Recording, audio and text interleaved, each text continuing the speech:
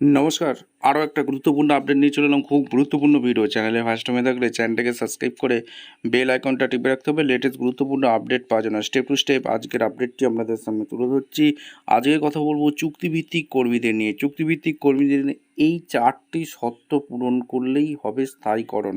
কী সেই 4টি শর্ত আজকের এই ভিডিওতে বিস্তারিতভাবে ব্যাখ্যা করব।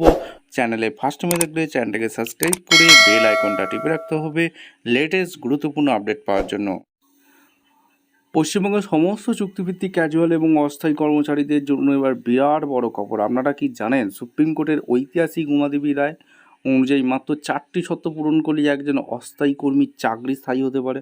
হ্যাঁ, আপনি ঠিকই শুনেছেন। রাজ্যের রাজনীতি অল ইন্ডিয়া এখন এই 4টি শর্ত নিয়েই তোলপাড় চলছে।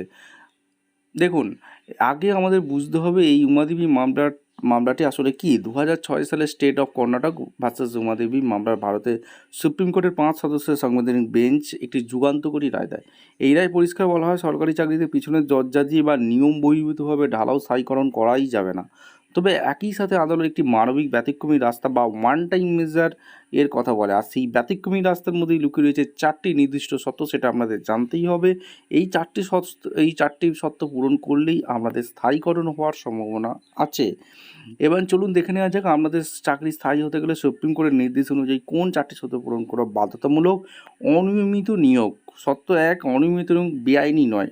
ঠিক আছে, আপনার প্রাথমিক নিয়োগ প্রক্রিয়াটি যেন সম্পূর্ণ বেআইনি না হয়, অর্থাৎ কোনো অনুমোদিত শূন্যপদের বিপরীতে আপনাকে নিয়োগ করা হয়েছিল কিন্তু হয়তো নিয়োগে ছোটোখাটো কিছু নিয়ম বা আনুষ্ঠানিকতা পুরোপুরি মানা হয়নি।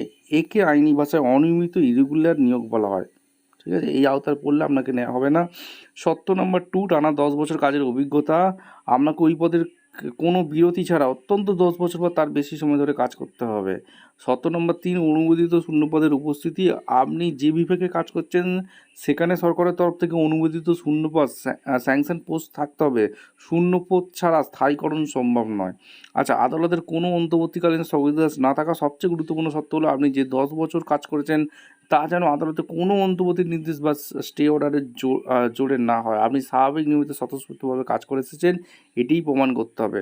পশ্চিমবঙ্গে বর্তমান প্রেক্ষাপট আপনাদের সামনে তুলে ধরবো। বর্তমানে পশ্চিমবঙ্গে লাখ লাখ চুক্তিভিত্তিক কর্মী যেমন data entry operator, ICT computer teacher কিংবা সিভিক ভলেন্টিয়ার্স যারা আছে, প্যারা টিচার থেকে শুরু করে এবং আইসিডিএস কর্মী, আশা কর্মী, সমকাজে সমবেতন ধরে দীর্ঘদিন ধরে সরব কলকাতা হাইকোর্টের সম্প্রতি চুক্তিভিত্তিক কর্মীদের বেতন বৈষম্য দূর করার পক্ষে একাধিক রায় দিয়েছে।